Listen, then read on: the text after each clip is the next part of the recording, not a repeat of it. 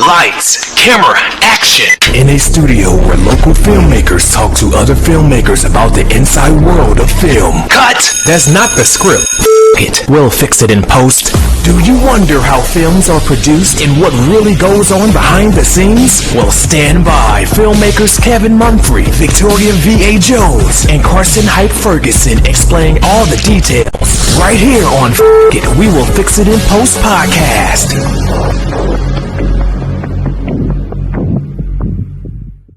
Good morning, good afternoon, and good evening. Whatever time you are listening, we thank you for doing so.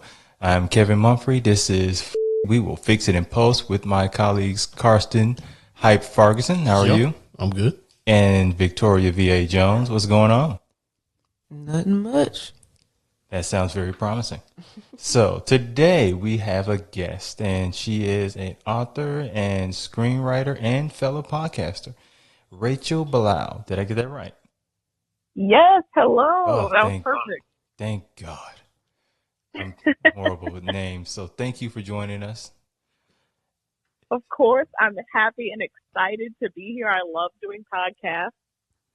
Right, so we're going to start off from the beginning. So what got you into writing? So when I was younger, I always knew that I wanted to be involved with filmmaking ever since, I kind of realized all the moving parts that go into it and,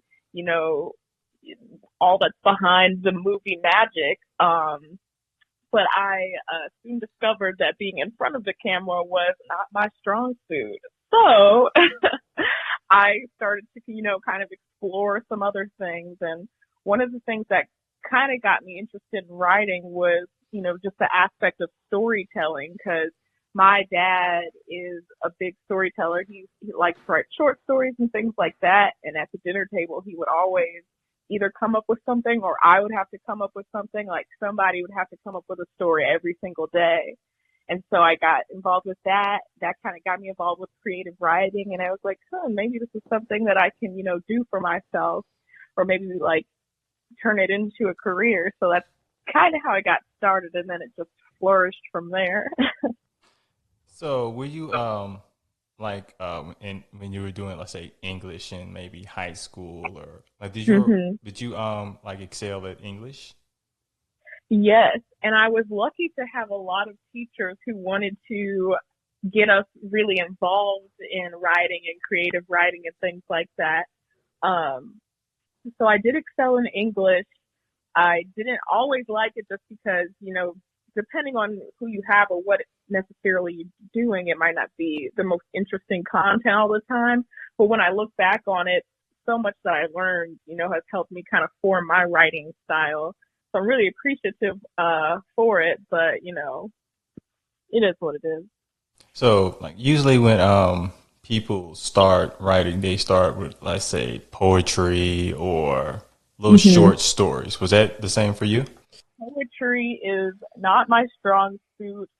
I, in college, had to take a course on poetry. I really did my best, but it's not where I shine. So I always would, lean more towards short stories, and I would just journal different stories. And I even had a teacher once in I want to say middle school, who every Friday we would, write different short stories. She'd give us a prompt, and then we got a chance to share it in front of the class. And so I'd always, be extremely excited and say, okay, my short story this week's going to be great. She's going to pick me to, read in front of the class. And so whenever I got picked for something like that, I would get so excited. And so that was kind of something that, helped fuel the flames, so to say, for me writing in general and continuing that on. So, Rachel, I got a question for you. What is that? So, actually, I got several. So, the first question is, how do you when you have an idea for a script, like how long does it take you to jot those ideas down and write the script? So, do you mean like coming up with the whole script in general, or just like... Yeah, like coming up with the whole script in general.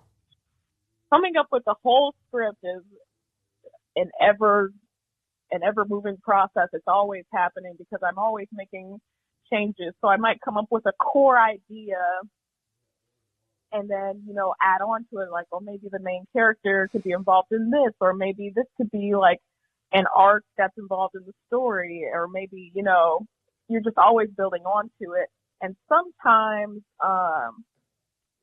it becomes a struggle where you're adding so many things on that you kind of stray away from that main core idea that you had all along. And so you have to sit and say, am I more attracted to that initial idea that I had, or am I more attracted to, these new things that have come from it, whether the first idea was good or not? Do I think that there's more potential with these new ideas? Or sometimes what will happen is I'll take the old idea and the new idea and split it in half and say, this is still something I want to work on sometime in the future. I'll keep it in mind, but right now I'm going to focus on these ideas, make a whole other script, and come back and maybe do something else with this other idea. All right. So, when you when you originally write a screenplay, do you write like from beginning to end, or do you write from like where the ending's going to be and then write just kind of backwards? I one time wrote a script from beginning to end, and I'll tell you, it's so stinking difficult to do that. I know very few people who write a script from beginning to end, unless they have a huge team. And even then, you're working on pieces at a time and pulling them together. I think really when it comes down to it, you're looking at what key elements are in the script. So even if you're looking at novel writing, they'll say, I started this story at chapter 13, and then I jumped to chapter 17, and then I was able to, with these core pivotal moments in the story, this is what's the most important. So I need to focus on these and then find ways that I want to, tie them together. So it's very rare, I feel like, that I or very few other writers that I know will start beginning to end. I think you just kind of focus on the most important things and kind of build on that. Now, why is it actually so difficult to write from beginning to end? Is it kind of like you get lost within the writing, or like what is the issues with that? Because some things that happen in the beginning, so much will probably need to change as the story progresses. You may decide, maybe this character needs to die, or maybe this character needs to have some type of character arc within them, which makes sense to you now. But when I wrote, the first couple pages of this a month ago, it doesn't fit well. So now I'm going to have to go back and, remold her character up front. When in fact I could have just, really sat down, written out all my character work, and decided who I wanted her to be from the get-go, write that, and then, decide, okay, now I'll go back to page 1 and kind of set this up to this, pivotal moment. So that's kind of, it just changes too much. So as far as like character development and all that, do you do that before you start, like name out your characters, who they are and all that? Do you start that before you start writing the script? Yes, absolutely. So I'll do everything before I even start, before I even get on the computer. I like to put a pen to paper. That's who I am. And so before I even touch the computer, I sit down and write, decide every character. I get my main characters, and then you need to decide, okay, who's your supporting characters? Who's going to, help the main people do what they need to do? Write them out, and you need backstories for everyone so we can justify in our mind, why are these characters reacting in these ways? Why are they doing what they're doing? And from what they've experienced in their lives, how are they going to help these main characters, and how are these main characters going to react to that? So we're building all that out. We're doing world building ahead of time, and making sure that everything makes sense, basically. So we're writing everything out that the script has to do with. We're writing out our acts. We're writing out different scenes, and just kind of, bullet pointing and outlining those things before you can even start typing out a script. So it's almost like you build the pieces of the Mm-hmm. screenplay, Mm-hmm. and then I guess the writing of the screenplay is basically putting all the pieces together. Exactly. So I got really ambitious the first time I wrote a screenplay, and I was like, I'm just going to do it. I'm going to write this. It was supposed to be a short film for a class, and I was like, I'm just going to write it. And I did that, and it was horrible. It turned out so poorly for good reason. That's because I didn't I didn't set it up. I didn't plan anything out. I wrote it from beginning to end, which can work. That can be better for a short film. That can be a lot easier just because going back and forth isn't as difficult, but it's still it's not a smart thing to do, especially if you want to yield the best results. So yeah, I'll plan every single thing out. So when writing a script, some people, as myself, I can visually see what I'm writing down. I know as far as like somebody like Kevin, he's mentioned that he sees pictures, and that's how he becomes, gets the script going. So for yourself, do you visually see it when you're writing it? Yes, and that's something that I think about so much when I see other people's work, especially when it's extremely inspiring and it's something that just makes you gasp. And I look at it and I think, okay, you couldn't have forced yourself into a creative space to do this. You couldn't have logically come up with this with, points A, B, and C. This is something that comes from the mind of a creative. This is something that you can't just make this. It has to be envisioned. Like, this just has to come to you. So when you're making something really great, it's something that, kind of comes from within. So you kind of see that in your mind and you just kind of let it formulate. And sometimes trying to translate that from your mind to paper can be the most difficult thing because it makes sense to you in your head, but it's so difficult sometimes to make it make sense to the masses or to other people. So Right. It can be a challenge, but if you have that talent to where you can come up with something so abstract in your mind and then put it down on paper as a blueprint for people to then understand and film, that's such a talent. Indeed it is. Like, it's the first script that I wrote was Before the Night Ends, and it took me a good 4 months to write that 10-page script. And like I visually saw it in my head. Like it's kind of different for everybody else. Cause for me, Right. as I'm writing a script, I can visually see it. So I start from the beginning and I go all the way to the end. Cause I already know how the story is going to end because it's already in my head. So as far as, like you saying, there's bits and pieces that you'll start off with, and then it makes sense. It does make sense. Yeah. So when you got your character outline, you got all your pieces together, and you're just getting ready to write. So what is like your process of writing? Because I know the stereotype is writers go to Starbucks to write, or they go to like a cafe or something. So is that kind of what's the kind of the setting, a good setting for you as far as writing? Actually, I guess I am a stereotype. I do go to Starbucks to write because I don't like a very quiet space.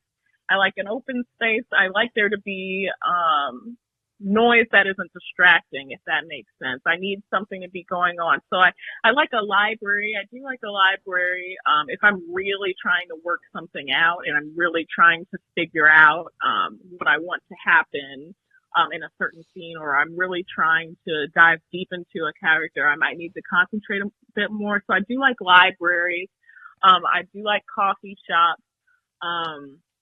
And I like different co-working spaces or just lounge areas, just spaces where other people are working and maybe there's light conversation going on, because I don't want it to necessarily be quiet. I don't want it to be silent, but I need to be able to concentrate. So I like to be around people because if I'm just like at home chilling by myself, I'm gonna get way too distracted by other things. So I need you really like that energy and need that energy to kind of draw exactly. Yeah, I love the energy around, and I love ideally like a lot of windows around. I like natural lighting in as well. So, what is your favorite kind of script to write, as far as comedy, drama, romantic? So I really wish that I were a better comedy writer. I love comedy so much. I have a comedy podcast. I consume so much comedy content. I love it so much. It is one of the most difficult things to write because everything that's comedic, if you look at like a great comedic film and you look at the screenplay for that, it looks like trash. Right? Because what it does, it's like, this is like really someone said, they read this and they said, okay, I'll produce this. Like, this is horrible. So what really comes with it is them knowing, okay, I know that this actor is going to play this character. And I know like a lot of it is the delivery. So it's like, okay, if John Mulaney's going to say these lines, I can picture how he's going to say it and it's going to be hilarious. So you see what I'm saying? So I wish I were better at comedy, but a lot of that falls on the actor. So maybe I've written something and it's actually good and I wouldn't know until someone, funny tries to say it. So what would you do if, what was that, John Voight, if he got a hold of one of your scripts? Or is it John? I think that sounds about right. Because like I heard a long time ago that dude he as soon as he gets a script he erases all punctuation. Really? Not John Voight. It's the dude from King of New York, the one that played Michael White. Mm-hmm. Yeah, they finna look this up. We are literally looking this up. For real. I've heard of what you're talking about, and I'm not quite sure what the purpose is, but I'm sure it helps him. I don't know. I don't know if it does. Because like with comedy, like I'll think of like the movie Friday. And, right. Like that probably wasn't Ice Cube's best script, but you get the right comedians or people who are really good at ad-libbing. And sometimes they just kind of the script is usually bare bones. It's just, this is what is happening in this situation. This is what I need you to say. Anything else, if you want to add, is on you. It's usually the best lines in comedies are ad-lib. Like I just heard about the 5 Heartbeats. Mm-hmm. When Leon was like, ain't nobody coming to see you, Otis. That was ad-lib. Yes, some of the most iconic lines are ad-libs, I feel like. And he said he knew to keep it because the director came to him and said, the actor doesn't like that you're saying that. And he goes, he ain't supposed to like that I'm saying it. That kind of makes sense, though. Because even I'll look at some comedy and I'll be like, in my opinion, I don't really think that was in the script. What they just said, there's no way somebody put that in their script. Unless it's just I was like a Chris Rock, but not even I don't even that. think he like somebody just really engulfed in comedy. I would think it, but sometimes you can kind of almost like how they say it with such like it smoothly comes out, especially like a Chris Tucker. Yeah. Mm-hmm. A lot of what he does just feels like it's ad-libbed, and it just works. I can't say 100% sure, but I'm pretty sure these guys, when they do get the role and they get the script, they'll go through the script and they'll look at it and they'll be like, yeah, I wouldn't say that, but I would say it this way. And that's just how they do it. Yeah, I mean, it has to be natural. Yeah. Oh, and the guy's name, by the way, is Christopher Walken. Christopher, oh, yes. Yeah. All like, I had heard that he did that. I couldn't think of who it was, but I was like, I know what you're talking about. I was like, man, I'm saying John Voight, but I know that is wrong.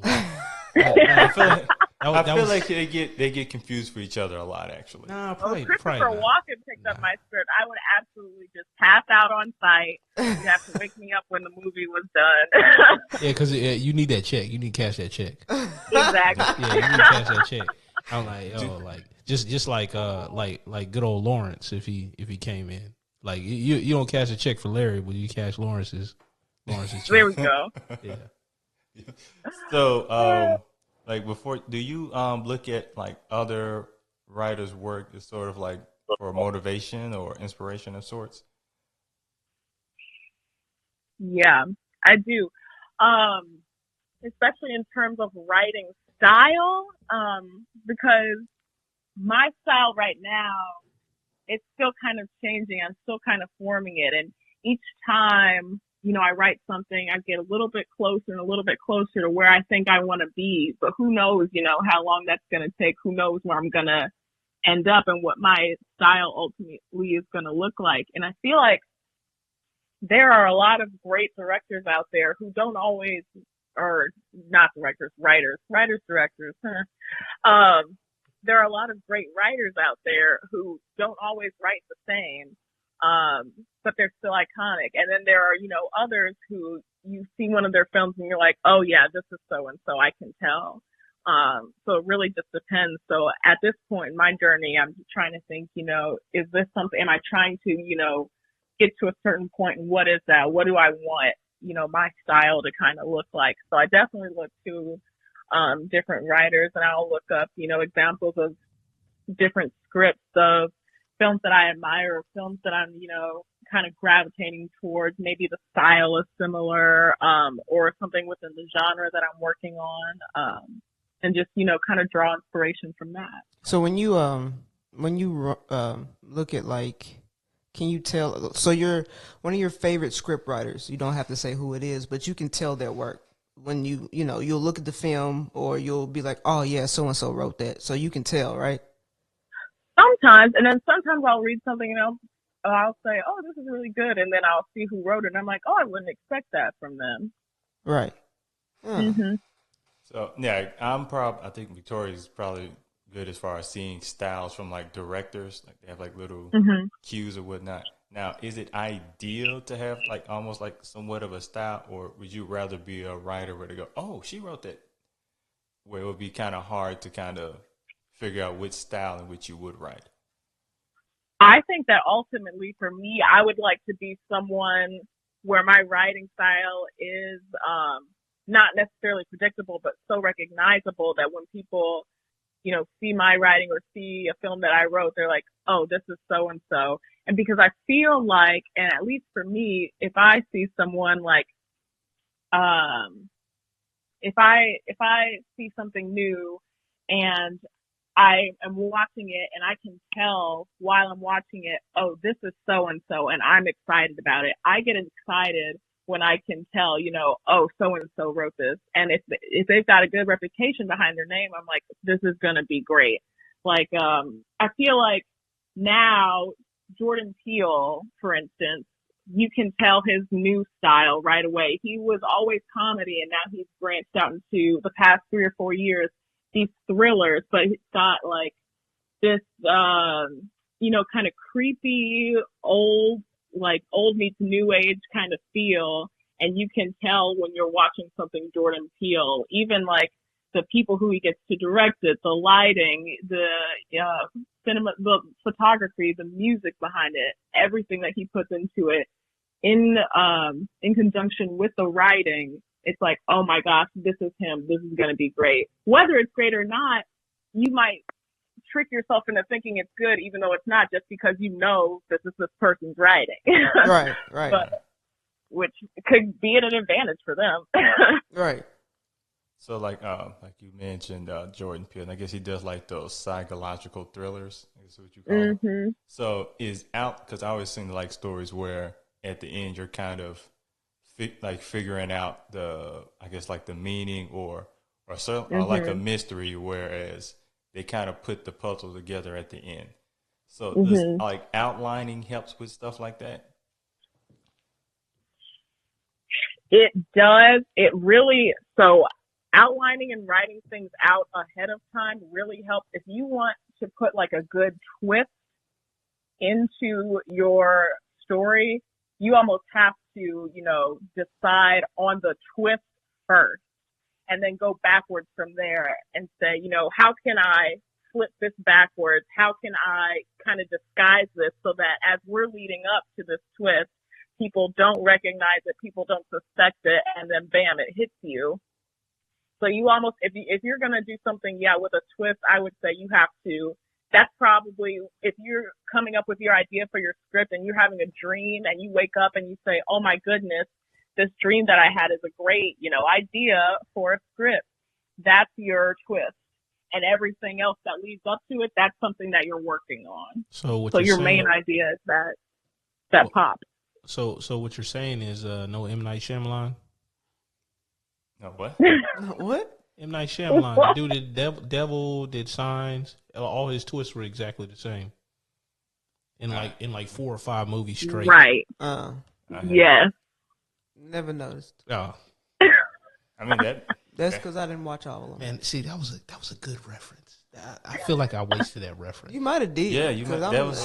It's okay. Oh my goodness. Hey. I know what you're talking about. I haven't experienced it, but I get it from other people's references.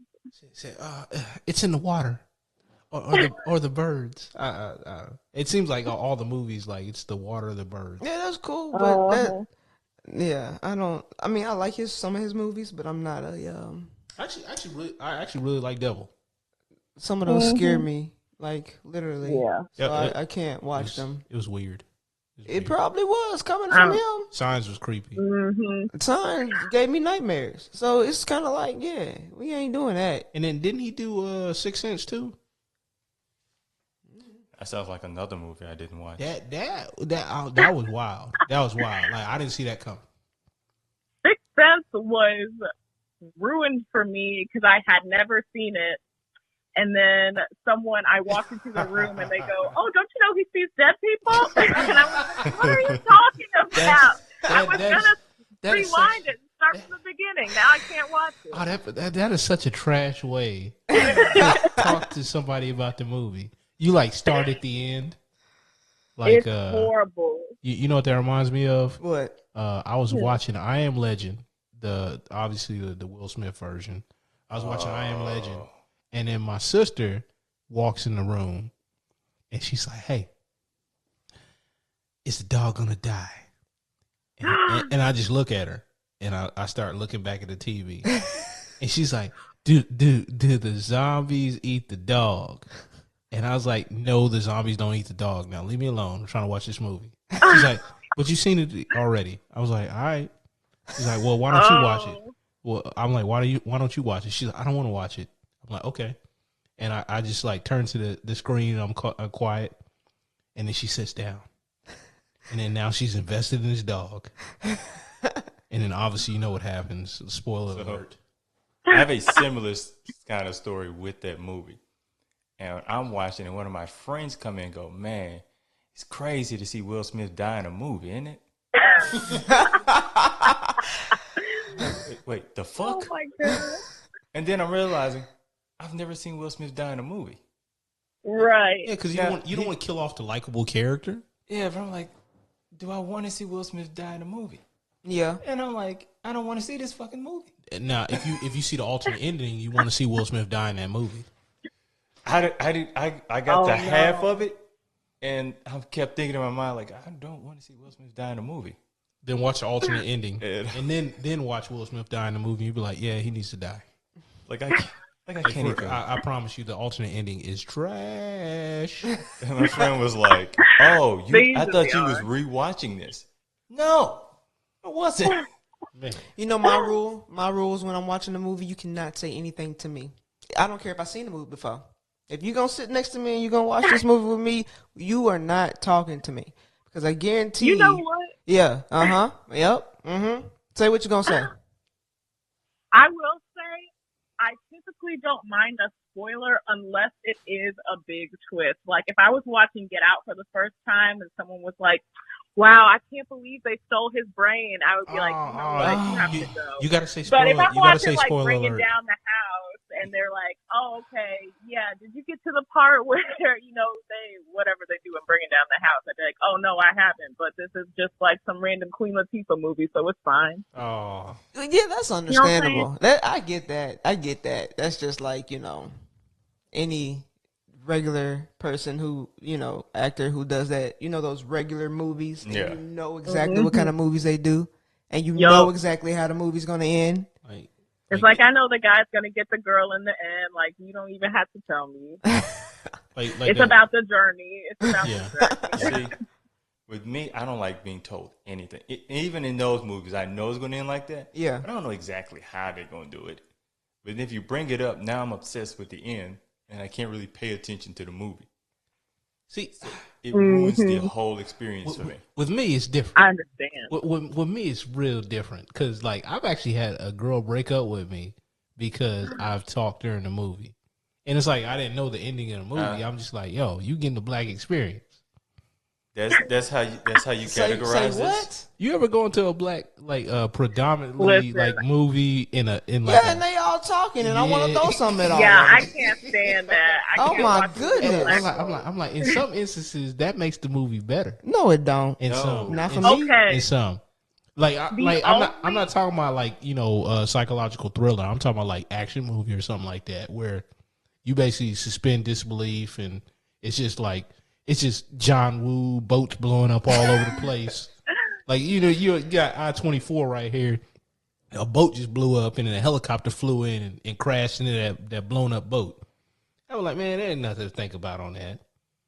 Not too. I will say I hate when people talk in movies, but the only time that has been good, when I saw Get Out, I saw it in a theater full of black folks in the middle of nowhere, Alabama. It's the only movie theater in the town, and when I tell you, people didn't talk during the really suspenseful parts. They talked at just the right moment, and everyone in the theater was saying the same things. It just like brought so much energy to it, and it made the funnier parts that much more funny. It was probably the best and only experience I will have with people talking in the movie theater. But it was just a bunch of black folks telling him to get out the house and grit his keys. It was amazing, and I'll treasure it forever.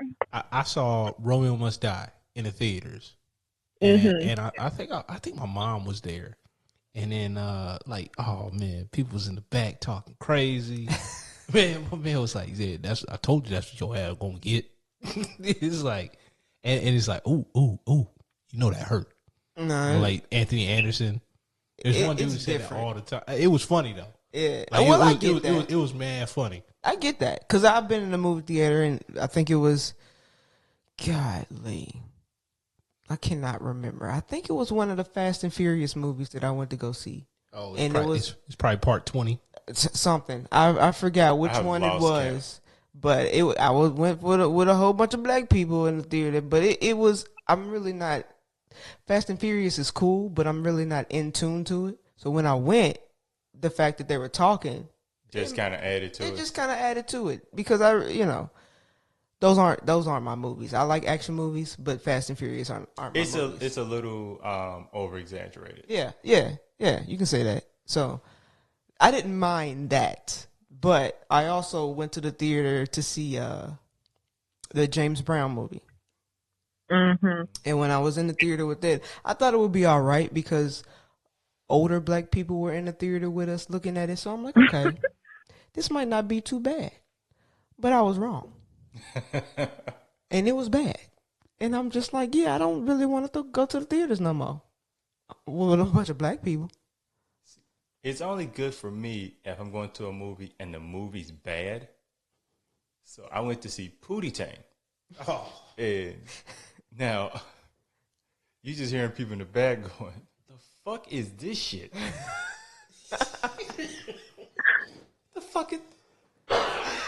What the fuck is Chris smoking? Like, so you hear these little comments, and it made it hilarious. So I can remember people commenting on the phone. I just remember when the guy's like moving bullets with his hair, and you just hear, what the fuck?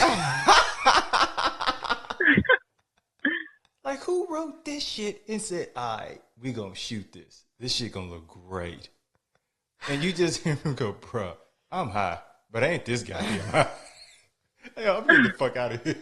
So, in horrible movies, I love it. I mean, it makes a difference when you in the theater and you on some drugs. That's a different story right there. I don't think anybody in the theater while watching Pootie Tang was on drugs, but I'm pretty sure they wish they were. Because I remember thinking it was like, man, this kind of sucks. And then start hearing people talk like, oh, good, it's not just me. This is good. This is good. But anyway, so you also recently, I'm gonna get back to you now. You recently wrote the screenplay for a film that VA directed, The Story of Randolph. Mm-hmm. So you've took it and you're basically interpreting somebody else's writing and turning it into a screenplay. So what are the challenges in doing that? Yeah, so it's really, really different with an adaptation because you already have in front of you what the story is supposed to be. So you have to, make that translatable on film. A lot of times when I've seen folks do that, the authors of, the novel, the short story, or what have you, at first aren't always as receptive because a lot of times there are things that don't translate as well on film as do, in a book or on paper. So there are going to have to be a lot of changes. And I think in their minds sometimes it's like, can you just take what I did and format it to a screenplay? It's like, well, no, because either it'll be too long or it won't make sense on screen when it's written like this. So you might have to make changes. And then sometimes you have to, either take out a lot or add a lot, so that it translates better on film or so that it meets your time requirements. So it's very different. But it's interesting to have those ideas already out there for you. Okay, so how long did it take you to write it?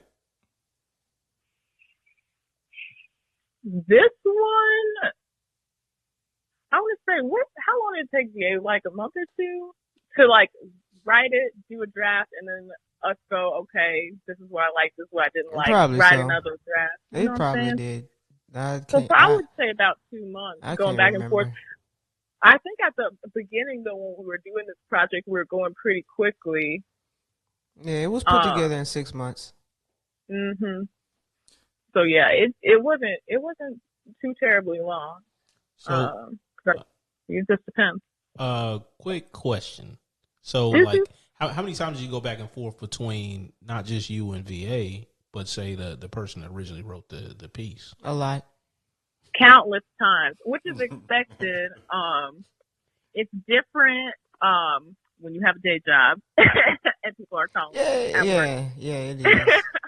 Which is fine and expected, but we had countless email exchanges, countless phone calls that we're going through, just trying to get everything just right.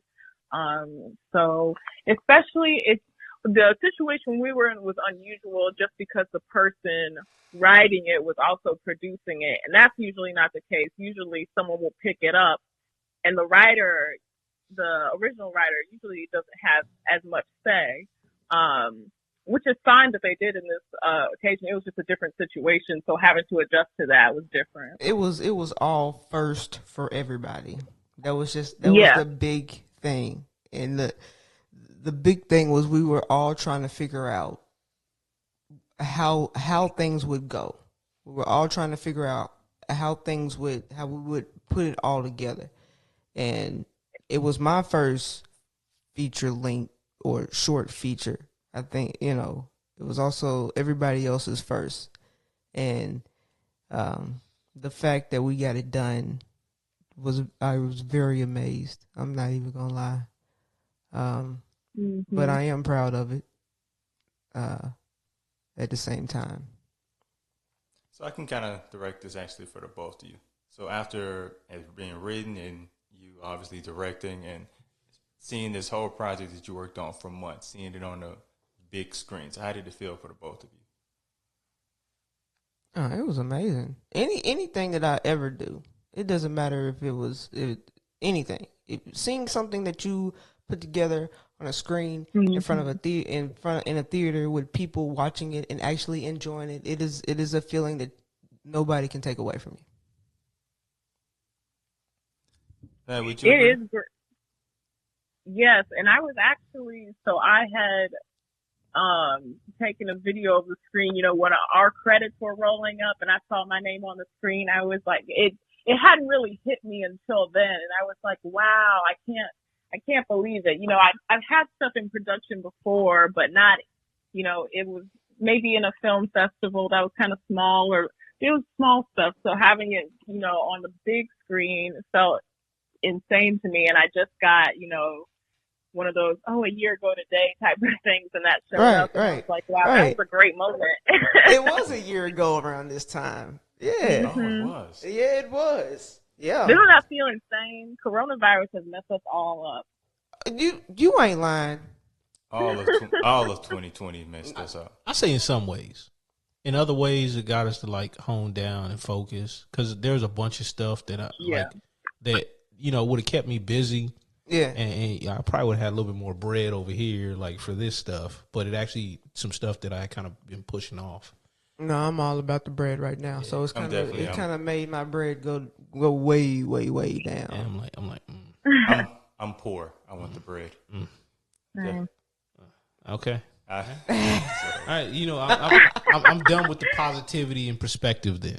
Yeah, I'm not hearing none of that. How about that? No, but at the same time, you can keep all of that. Kevin can have his bread.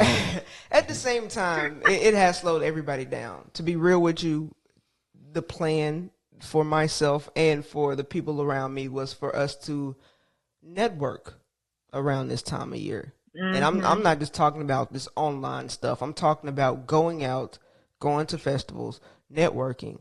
I don't care if we won nothing. I don't care if we were in it or not. We was about to be out. We were about to be out there completely. Mm-hmm. I had a whole plan put together for us to be out there, and it was kind of like everything got shut down. But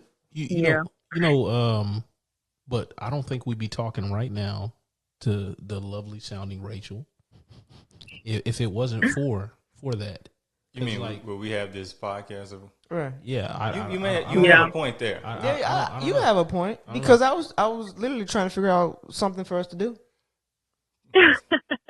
I've honestly probably gotten more rest than I've had in the last 10 years. So, Rachel, I got another question for you. What is that? What is your ultimate goal? What? What is the ultimate goal with your script writing? I just want to make a bunch of money. I feel you on that. I'm just kidding. Nah. Don't claim that. Don't be playing on that. Hey, that is a big part of it. Hey, don't play. I do. Ultimately, I would like for this to be my career, my only career, my sole career, because I'm just so passionate about filmmaking, and and in my mind, every time I'm like, well, maybe I'll give up, and maybe I don't think, this is for me, and I see some, like a spectacular film, I'm just like, wow, like there's no way I can't, be involved in this. There's no way I can't do this, as a living for myself. So I'm hanging on there till we got to fake it till we make it. Exactly. Or it's just, at one point, and everybody has that moment where they just feel like it's not for them. Whatever they're going to, they feel like you'll get that moment to where you're like, this is not for me. Let me just go ahead and throw it in the towel. Well, only one? Only one? Oh my God. It's not for me, and let me just try to figure out to go do something else to make some money. But then I know for me, when I do get that way, and when I am about to put my foot through that door of, fuck this, let me go try to make some money somewhere else, something comes along. And it reminds you of, this is what I'm supposed to be doing for this reason right here. And it happens. It happens. Every single time I say, fuck this shit, I don't want to do this no more.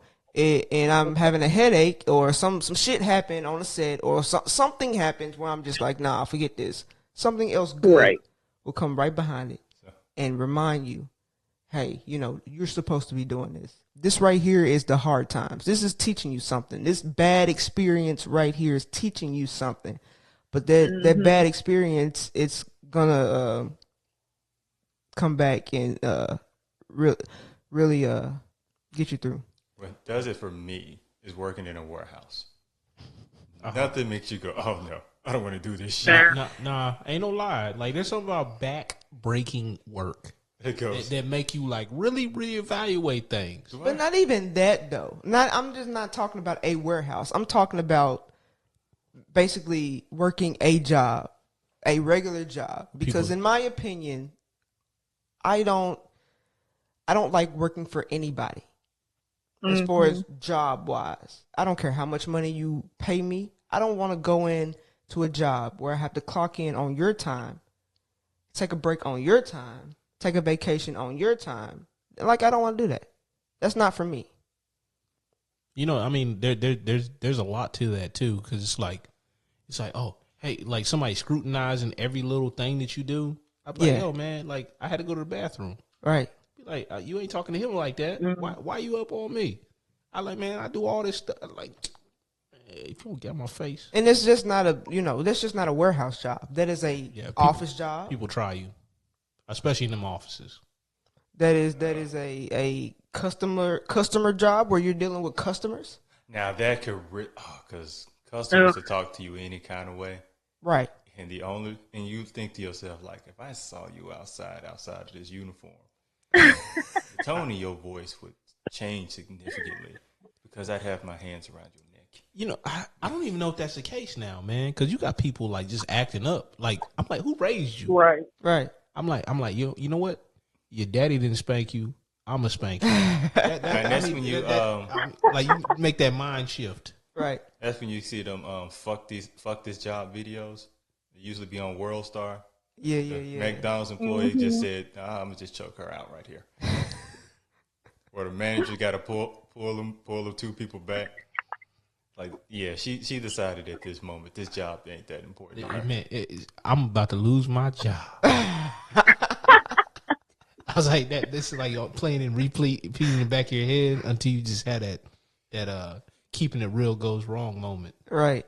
Sometimes it's gone right. Like, I shouldn't have been here any longer than I should have been here already. Yeah.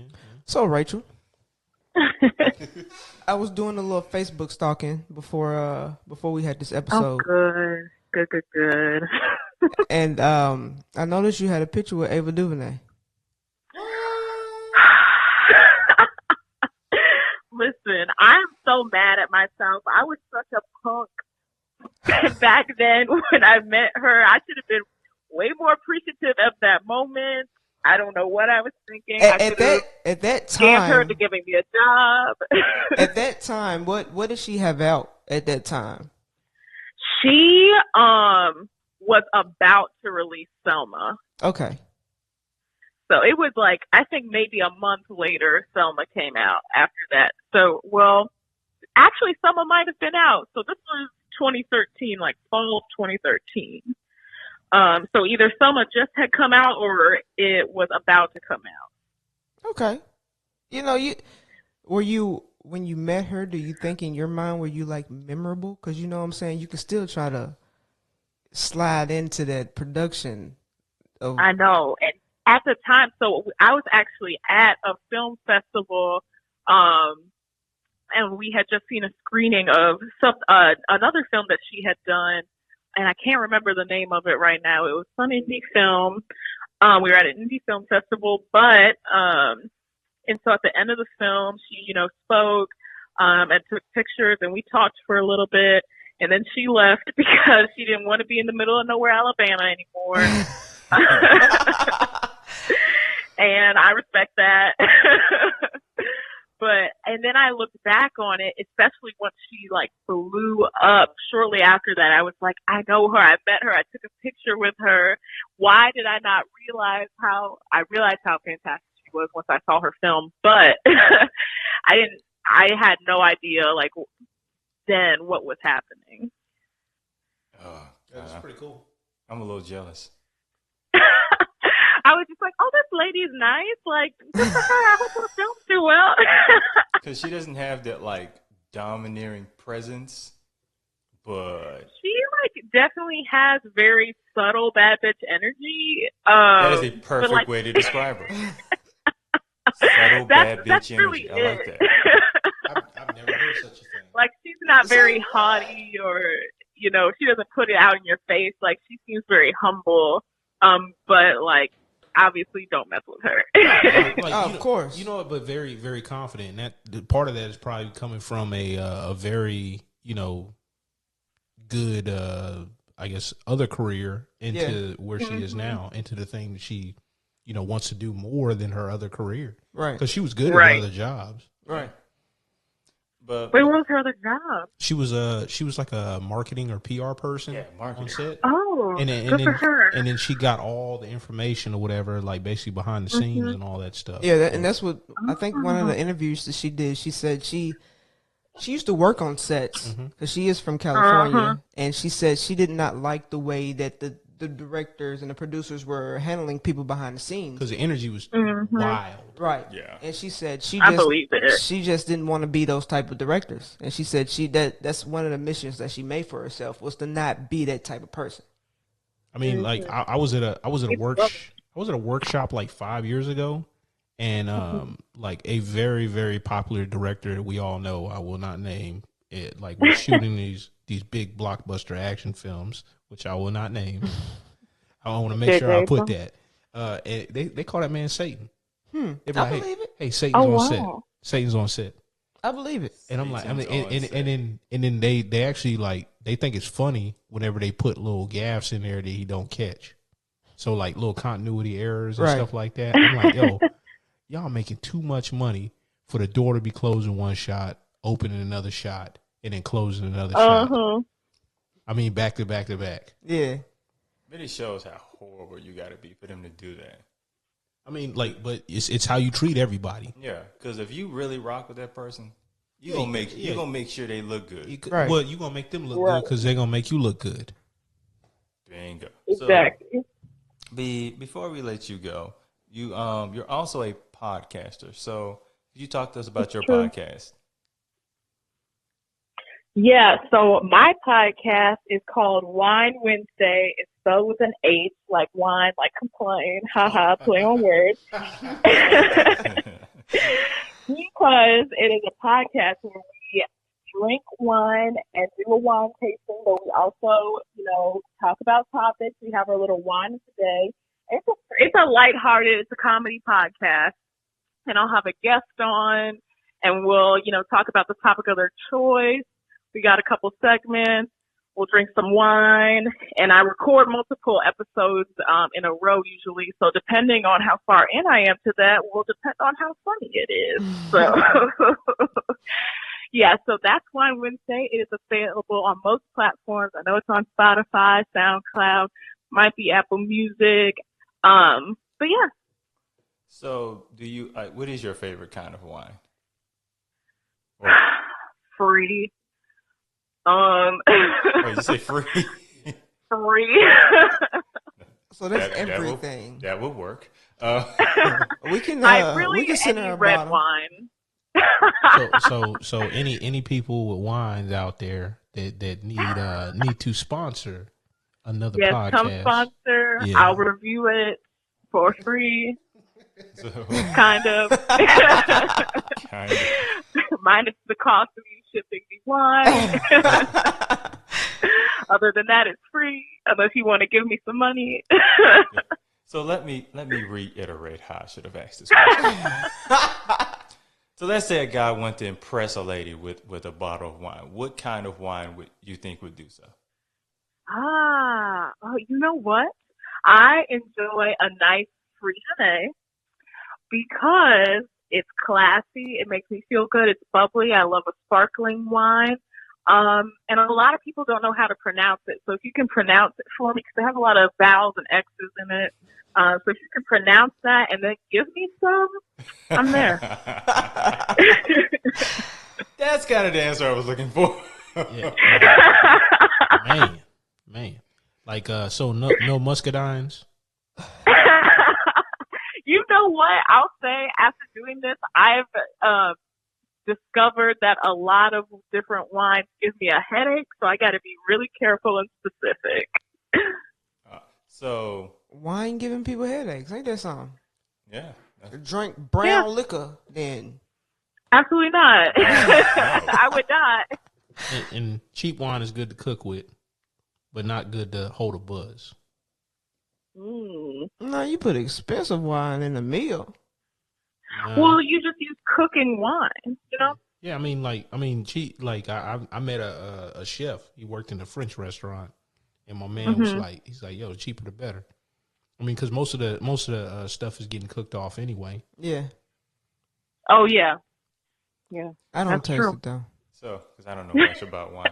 So, what is a wine that if someone brought you, is like it would just be a horrible first impression? Oh. I can answer that for you. By all means, 'cause I know nothing about wine. Boone's Farm. Oh God, no, I do know about that. But that's like at the gas station. Yeah, it's like gas station sushi. Like I didn't mean that low. Like That's an episode of Futurama right there. Look, that's struggle wine. that's no. That's Oh, my God. I've seen crackheads with that. That's how I know about it. But Say what? I didn't. Yeah, that's We on a whole different episode now. It's mad cheap. it's. I literally- feel like for me, Franzia, first of all, that tastes nasty. But any like celebrity specialty wine, I feel like sometimes celebrities get the urge to like own a wine label, which I feel like you want to think is classy, but then it's actually always very horribly nasty. Someone gave me some Snoop Dogg wine, and I wanted to absolutely die. It was the worst. Don't recommend. So yeah, like a wine with like a celebrity's face on it, that's not for me. At all. I'm not a wine drinker, so I don't even. So if someone showed up to you with rapper chips and Snoop Dogg's wine. I'll take some rat snacks. Don't play with the rat snacks. So take the snacks and go. Yeah, you gotta go. These are- Whatever it's called. Well, Rachel, I want to thank you for taking time out to speak with us today. This is Well, thank you so much for having me. I've been waiting for this moment, and now it's finally come and gone. Wow, there you putting us on a pedestal. Then I don't know. we Wait for still- this moment. No. I like it. Take it, yes, take it. I like it. I will Grasp claim. I will for it. claim this. All right, go ahead. We'll let Kirsten claim this. I'm taking claim of this too. I'm standing on this pedestal. That's cool because I work with her all the time, so it ain't nothing for me. I don't Y'all get, welcome. Y'all are welcome. I don't get on many pedestals, so I'm gonna enjoy this one. So Take it where you can get it, seriously. I feel like I'm like 6 foot tall. I am 6 foot tall, so No, I'm telling you, alright. it's great. Let's It's great. end this episode because y'all getting way too into this. They complimenting The went work. over y'all head. Y'all know y'all ain't dating. See, here's the thing. Men don't get compliments that often. Y'all are used to getting complimented. So, yes, let us Because have they all one. in my DMs. I bet they are. You know what's in my DMs? The Illuminati. And apparently they got a WhatsApp number. No. Oh, So no. let me get my compliments, please. I got some scammers. Oh, I got all scammers, the Illuminati. The Illuminati loves me for some reason because I got like 8 of them on the request folder. I mean, I get Illuminati from Instagram. Like they'll try to. Yeah, add I me. get that's all of Instagram. Don't even open that. It's just full of scams and cons and lies and crime. That's it. That's all that That's is. basically what. That's Crime basically and what lies. you just basically said. What men compliments are. Basically. The occasional. We saw your profile. Right. Oh yeah. And Yeah. Do you want to collab? Right. How would you like to make some more money? Mm-hmm. Oh, yeah. I'm like, man. Shh. You want to flip 200 into 2,000? Oh, that's the classic one. Pyramid. Listen. Oh, Robbery and fraud. that's what we're going to end it off with. Robbery and fraud. That's what I'm talking about. I like that. We may just name this robbery and fraud. No, man. That seems fair. This is Fuck It, We'll Fix It in Post, and that is a wrap.